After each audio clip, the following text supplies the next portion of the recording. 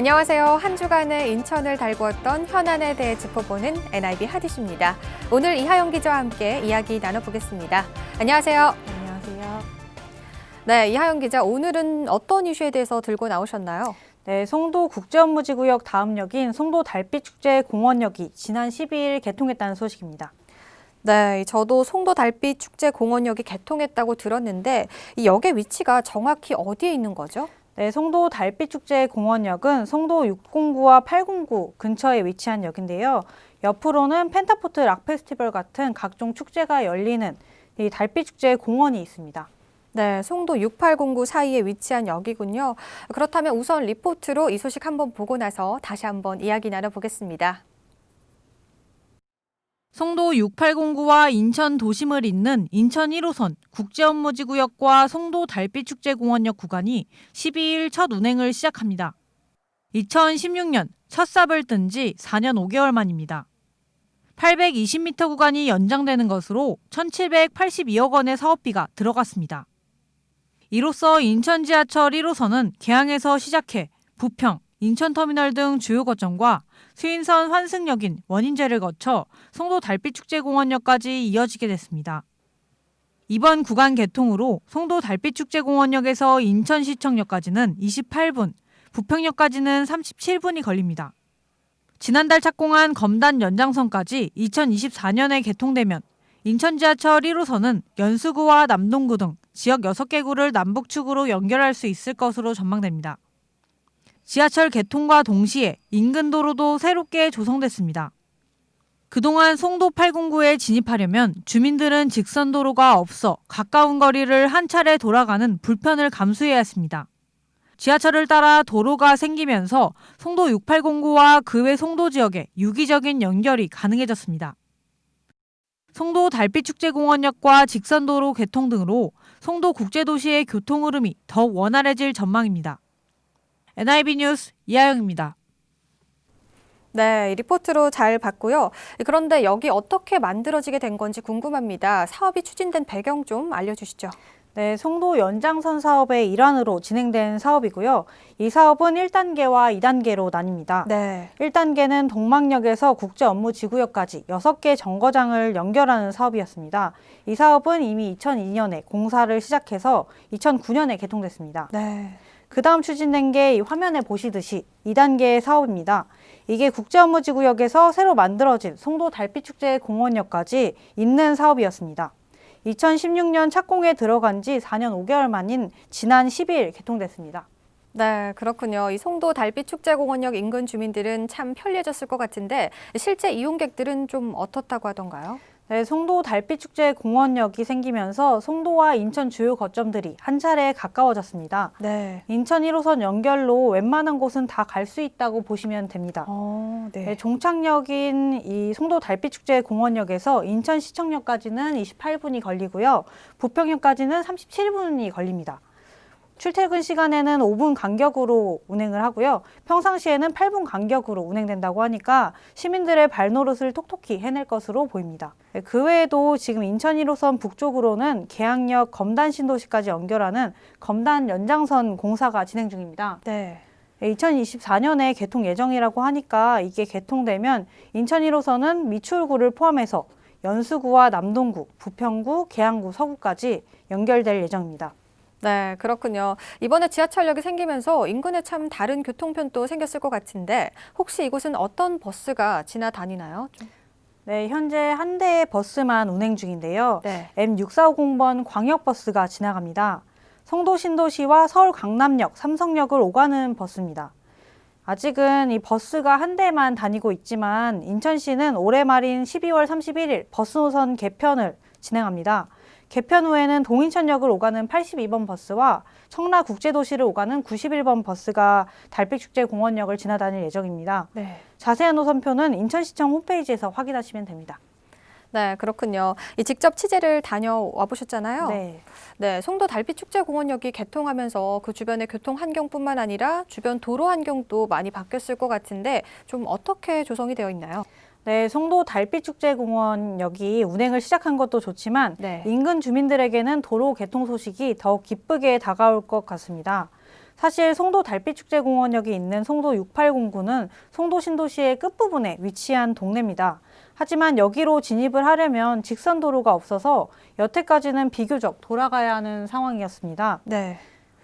그런데 이 부분에 직선 도로가 생기게 되면서 메인 도로를 통해서 일직선으로 갈 수 있게 된 겁니다.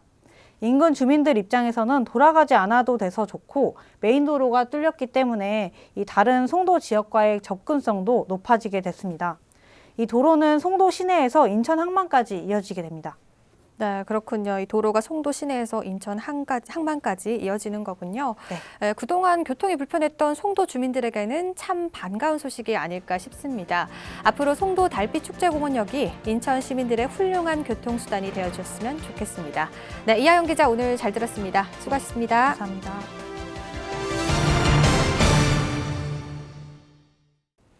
인천시가 발표한 수도권 매립지 후속 조치에 대해 살펴보고자 합니다. 수도권 매립지 후속 조치에 반발하던 군구가 민주당 차원의 특위를 구성하고 단일안을 만들기로 했는데요.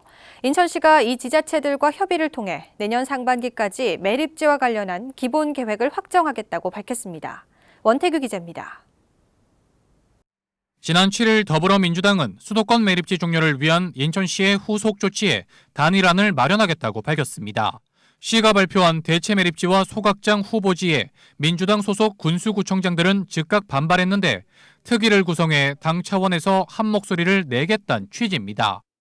제가 특별위원회를 구성하기 때문에 특별위원회가 만들어지면 인천시와 다시 협의를 해서 다시 한번 노드맵을 한번 말씀드리기도 하겠습니다. 시는 특위가 단일안을 제시한다면 적극적으로 참여하겠다는 입장을 밝혔습니다. 2025년 수도권 매립지 종료가 협의회 기본 원칙임엔 변함이 없다고 판단하기 때문입니다. 그쪽에서 어떤 안이 나오면 이제 저희들한테 같이 참여를 좀 하자고 그러겠죠. 예? 참여하면은 저희도 같이 들어가서 그분들하고 같이 시의 입장이나 이런 걸 설명하고 그래야 되지 않을까 생각하는데. 연수구가 제안한 송도 소각장 공동 이용엔 긍정적인 반응입니다. 앞서 고남성 연수구청장과 김정식 미추홀구청장, 이강호 남동구청장은 소각장 문제에 공동 대응하기로 합의했습니다. 시는 이 같은 제안이 성사될 수 있도록 적극 지원하겠다고 밝혔습니다. 인천시는 매립지 특위와 협의를 거쳐 내년 상반기까지 대체 매립지 기본 계획을 확정한다는 계획을 못 박았습니다. 매립지 종료를 위한 계획 일정엔 변함이 없음을 강조했습니다. 일단 내년 상반기 중에는 뭐 데드라인입니다. 그게 넘어가면 수도권 매립지를 연장하겠다는 뜻하고 똑같은 거거든요. 그렇기 때문에 저희들은 내년 상반기에는 조금 뭐 어려움이 있고 그래도 일단 시 계획대로 확정 짓고 갈 계획이다 이 말씀을 분명하게 드리겠습니다. 민주당 차원에서 내부 정리가 된다면 지자체장들의 동의는 얻을 수 있을 것으로 보고 있습니다. 하지만 당장 자체 매립지 후보지로 발표된 영흥도 주민들의 반발은 여전히 거센 상황. 주민들이 수용할 수 있는 대안이 나올지 주목됩니다. NIB 뉴스 원태규입니다. 최근 인천시와 인천시 교육청은 내년부터 친환경 무상급식을 확대한다고 밝혔죠. 급식에 납품되는 친환경 쌀 대부분은 강화군에서 공급됩니다. 그런데 친환경 쌀 재배를 포기하는 농가가 늘면서 생산량은 해마다 줄고 있습니다. 농가들은 대책 마련을 촉구하고 있는데요. 도대체 어떻게 된 일인지 이정윤 기자가 취재했습니다. 21년째 강화군에서 친환경 쌀을 재배하는 이효승 씨.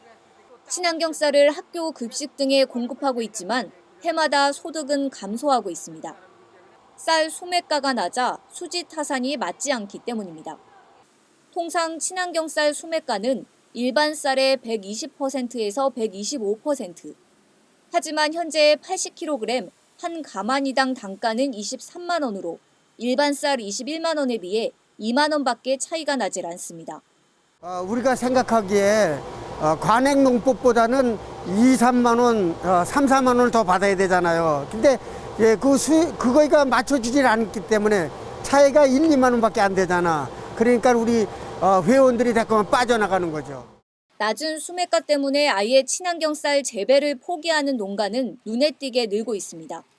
강화군 지역의 친환경 쌀 재배 농가는 지난 2017년 308곳에서 2019년에는 207곳으로 줄더니 올해는 193곳에 불과합니다. 이 때문에 생산량도 2017년 5,600톤에서 해마다 줄어 올해는 3,500톤으로 37%나 줄었습니다. 농가들이 적정한 소매가를 받지 못하는 이유는 유통구조 때문입니다. 경기도 등 다른 지자체는 친환경 쌀의 안정적인 재배와 농가 소득을 보장하기 위해 친환경 급식지원센터를 설립해 운영 중입니다. 하지만 인천에는 친환경 급식지원센터가 없는 상황. 이 때문에 학교마다 최저 입찰 방식으로 구매를 하고 있습니다. 중간 납품업체들이 낮은 단가로 입찰을 받고 그 피해가 고스란히 농가들에게 전가되고 있다는 주장입니다.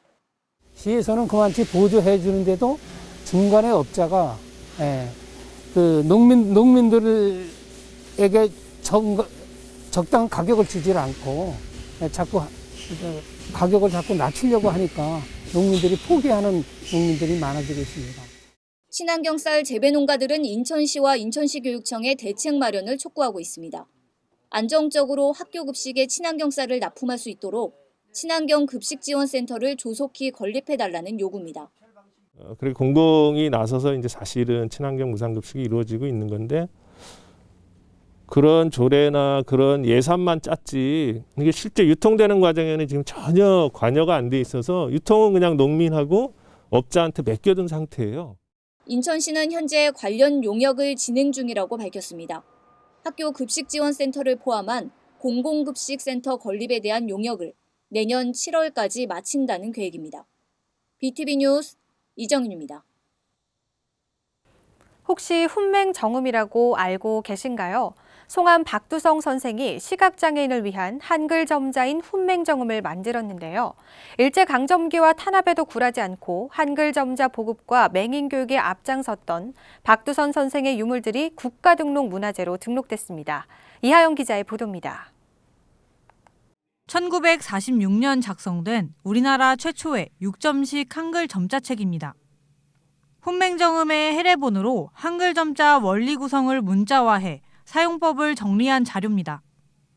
아연판에 점을 찍어 점자 원판을 제작하는 기계인 제판기와 만들어진 원판을 이용해 점자를 인쇄할 수 있는 롤러도 볼 수 있습니다.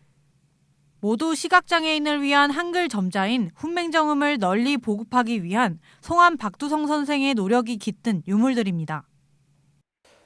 우리 박두성 선생님이 예전에 그런 얘기를 했어요. 우리 그 시각장애인들에게 뭔가를 주려고 하지 말고 그들이 배울 수 있고 지식을 습득할 수 있게 만들어줘야 된다라는 그런 관점에서 우리 선생님께서 점자를 이제 발명하셨고 박두성 선생의 유물 48점이 국가문화재로 지정됐습니다. 유물의 문화적 가치와 근대 시각장애인사를 파악할 수 있는 귀중한 자료로 인정받아 시각장애인 문화유산으로는 최초로 국가문화재로 지정된 겁니다. 우리가 앞으로도 더 노력을 해서 이런 그 점자와 그다음에 점자를 만드신 송암 박두성 선생님에 대한 이런 것들 업적을 길이길이 좀 더 많은 사람에게 좀 더 널리 알리는 그런 좋은 기회가 이제 토대가 만들어졌다 이렇게 생각을 합니다. 인천 강화 출신 박두성 선생은 국립맹아학교의 전신인 재생원 맹아부교사로 재직하며 시각장애인 교육에 매진해왔습니다. 일제의 잔혹한 감시 속에서도 1926년 훈맹정음을 창안해 시각장애인의 세종대왕이라고도 불립니다. 이후 훈맹정음 보급에 힘쓰며 200권이 넘는 한글 점자책을 출판했습니다.